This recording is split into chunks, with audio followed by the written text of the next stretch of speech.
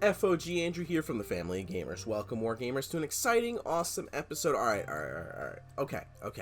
Couple things. Number one, I got the air conditioner on because it's really hot here in New York. So if you hear that in the background, I'm not turning it off because I'm sweating like crazy. But another thing, if you don't know, as you can tell by the shelves behind me, I'm a huge fan of Lego. So, a couple months back, I did a video talking about basically Lego and Asmodee are teaming up to create board games, and we know of their first one, which is called Monkey Palace, and that was really it. We didn't really get much other information about the game and pictures, really. I think there was some pictures leaked online, but there wasn't really a lot of information that was put out there where I would, wanted to really talk about it. But we have a lot more information today, so we'll be getting into it right now. Alright, so I'm here on hoffbricks.com. I'll have the website and this article linked in the description. Basically talk about a bunch of Lego stuff, but here it is, the box for Lego Monkey Palace. So, of course, I'm excited for this because it's combining board games and Lego, which are basically my two favorite things. So, here we have, remember last January, the Lego Groups and Asmodee presented a board game born from their very first collaboration, Monkey Palace. This game is now in pre-order with a few specialized brands and will be officially marketed from October 3rd, 2024. And then, as a reminder, Monkey Palace is a creation of game designers David Gordon and Tam Tin Ang Miyani. Sorry if I'm mispronouncing that. Which promises fun family moments at all ages. This accessible jungle-themed strategy game will bring together 2 to 4 players and will integrate both collaborative and competitive aspects. I like that. Players will need to collaborate strategically to build the Monkey Palace while trying individually to collect as many bricks and points as possible, all under the watchful eye of the monkey. The palace will then gradually take shape to become an assembly of rooms that players can then possibly display at home. Each part of this board game will offer completely unique and different building experience and end result.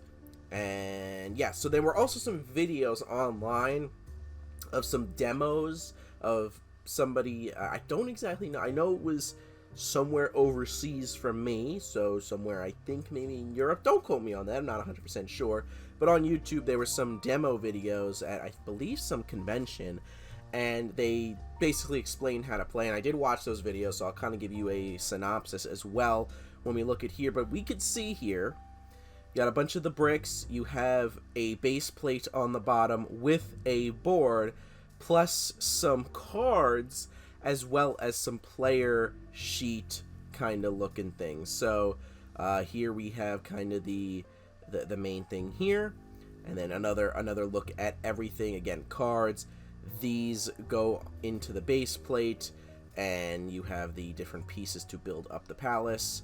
There's the little monkey there. And then the back of the box, unfortunately, this is not in English, so I have no idea what it says. But anyway, alright, so I kind of want to just explain a little bit of how it's, played, at least from what I can tell from the demo videos.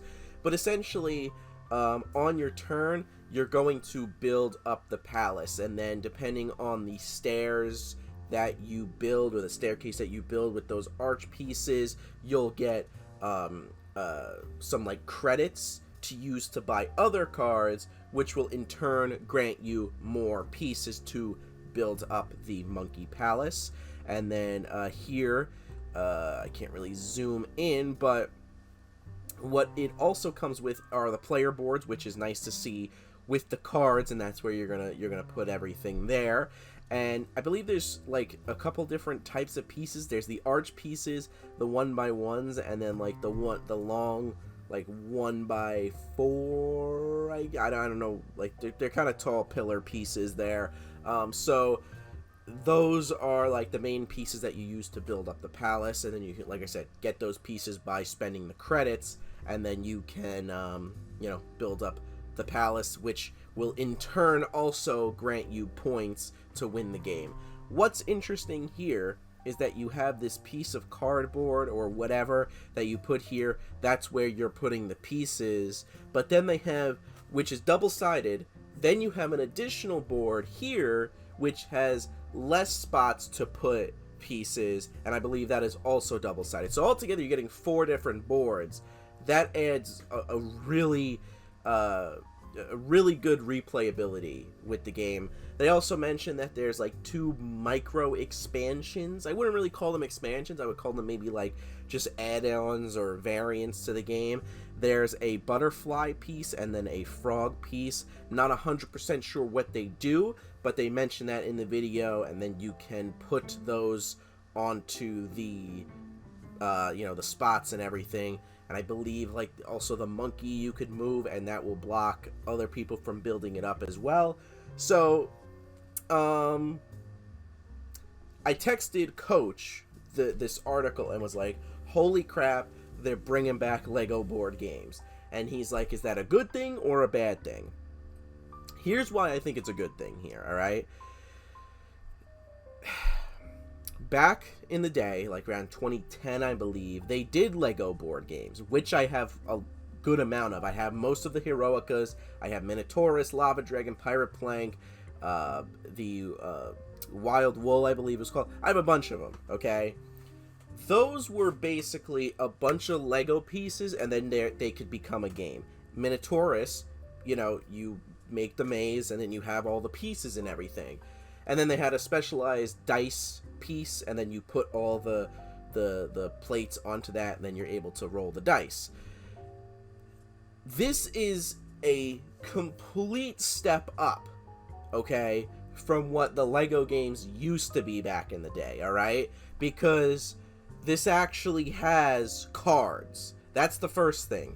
There's actual cards. I could be wrong, but I don't believe any of the Lego games from back in the day had cards. Okay, that's number 1. Number 2, you have an actual board. Granted, it is a base plate, but you have this area here, this little board like I showed here, where you're putting the pieces. And it's not like, oh, that's just for aesthetic purposes. No, like, the colors, from what I can tell in the videos and the demos and everything, that matters. Where you start, because then that'll grant you stuff later on. You have also player boards and everything, and whatnot. The little organizer tray for the 3 different pieces that build up the palace. This is a huge step up from what Lego games used to be back in the day. And to be honest with you, I'm pretty friggin' excited. So again, this being a step up from the old Lego board games is definitely what they need to do. Now, apparently, the rumor is that it's going to be $40, which, you know what, that's pretty standard for a board game. I think there's like 231 pieces that come in the set, or in the game. So I know a lot of people were also, I saw complaining, oh, 231 pieces for $40. Yeah, but you get cards, you get the player boards, you get a base plate, which is, to get a base plate on its own is like $9, $10 nowadays. So already, let's say it was 231 pieces for $20. You have a $10 base plate plus $10 extra for cards. I think I'll spend $40 on a Lego board game. Now, the one thing I know a lot of people were a little iffy on is the theme. Like, it just sounds like a weird theme. Like, it's Monkey Palace. Like, it's not really based off of any Lego themes. It's not based off of any existing IPs. Like, what is it supposed to be? And I don't care, because if you look at the old Lego board games, what the hell was Minotaurus? What the hell was Wild Wool? What was Heroica, Lava Dragon, Pirate Plank? All of those were just kind of random things, and they worked out pretty good. Those games are pretty fun. Now, this is apparently for ages 10 and up. So just hearing that it's for ages 10 and up, hearing that it's also like a competitive, cooperative kind of S game, I think not only is it going to be fun for kids that are fans of Lego, but also for someone like me who's huge into board games as well as Lego, and combining the two, I feel like I let's just say I have a good feeling about this game, because I feel like that this game will have some pretty interesting strategy involved with it. And then again, you have the 2 extra modules in there with the butterfly and the frog, so you could change up the game. Plus, there's 4 different boards with different colors, and then if you orient it a different way, you know, where you're sitting, you could see something new. So I could see also why people are a little iffy. They're like, what's the point? Like, this just seems so random. And don't get me wrong, it is. I agree with that. But I feel like that this is like they're testing the waters, okay? And not only that, it's just like Lego coming up with this crap. They're working with Asmodee, which they made I think they made like a new studio just for developing these games. So I have a feeling we're gonna get more in the future. I really hope we do, and I also really hope we get some like really cool stuff, maybe even callbacks to old Lego themes, like a space one or a pirate one or something like that. I think that would be cool. But again, you know, we'll see. Apparently this, like I said in the article, should be coming out in October. And if I remember, I'll put the link to the article in the description.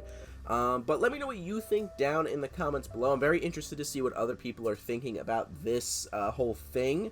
And again, you could find some demos of the game on YouTube, like of how the game works, so you can check those out. But that's it, guys.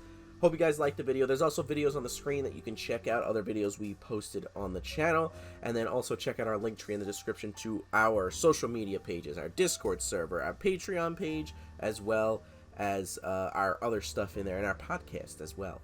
You can check out all that stuff. But yeah, guys, that's it. See you in the next one.